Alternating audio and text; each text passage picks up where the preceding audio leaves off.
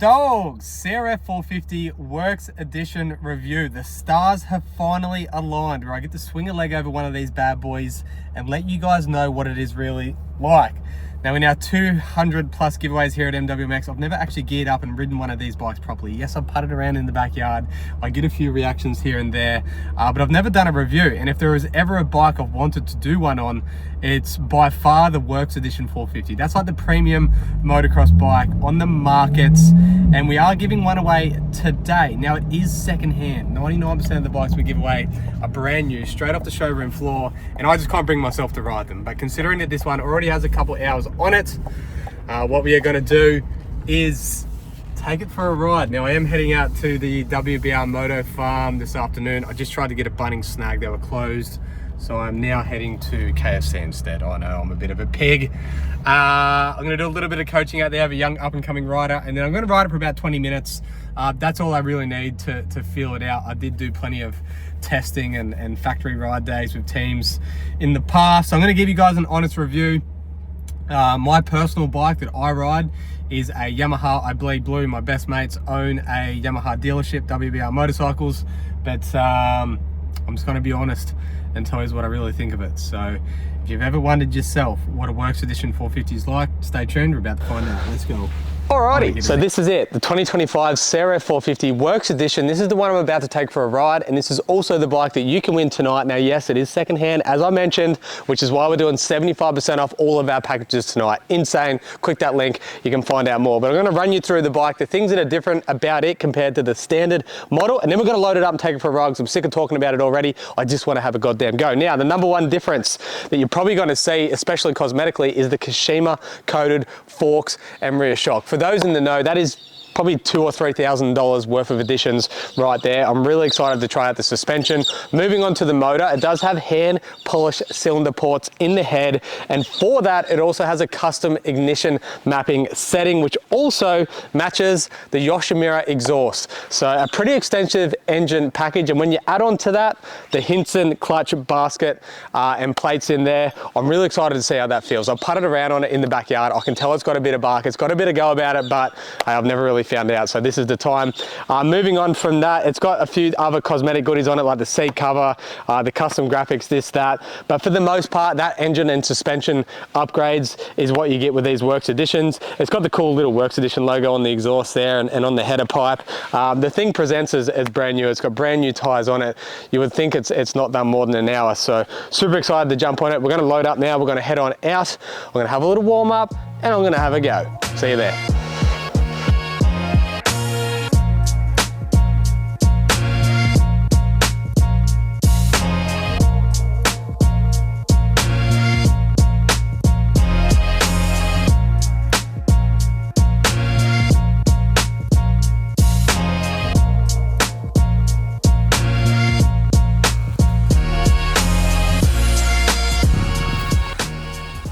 Alright, let's see how she goes, eh?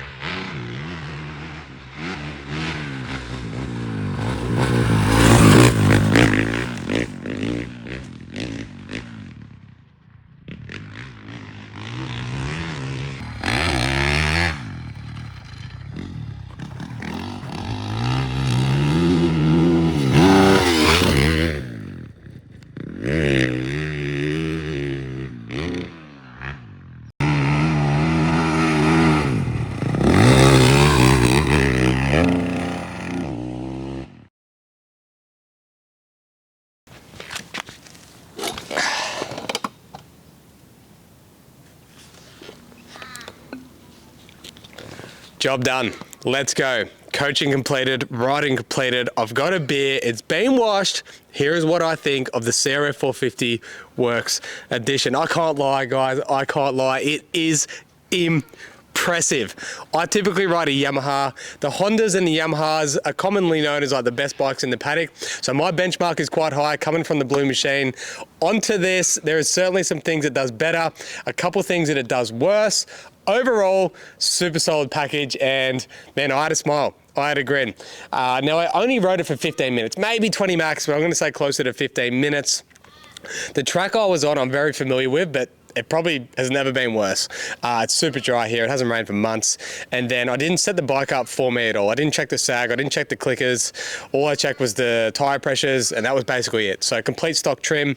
And man, you can really feel the pros that it has, the positive things about it. I'll dig into that a little bit more. So we're going to go chassis, suspension, engine. The chassis for me was the most impressive by far. Like I wouldn't even compare it to a 250. I'd compare it to an 85. Like it felt so light, so nimble, so easy to maneuver, whether it was leaning it over in the turns. Like even if I made a mistake, very easy to correct.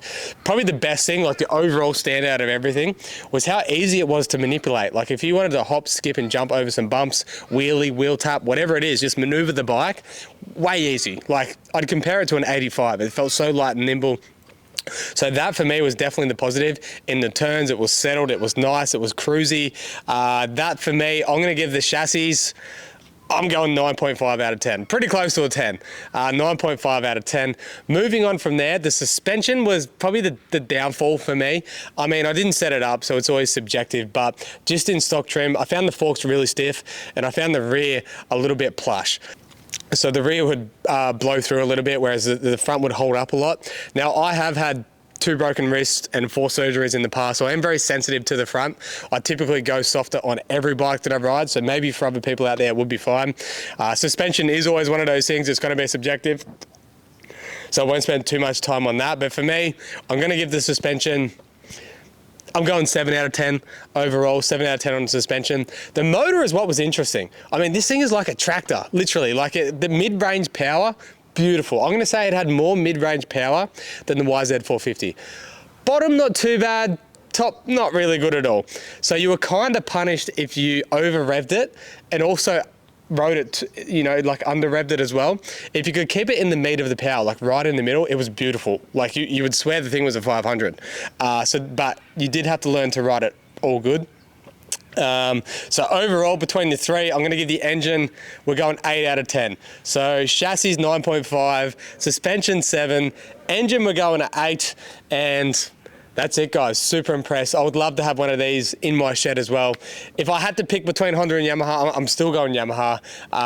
That's my bike. They're set up. I love the power of the Yamahas. They have got a lot more power, and then obviously I love my suspension setup. I've done a lot of testing on them.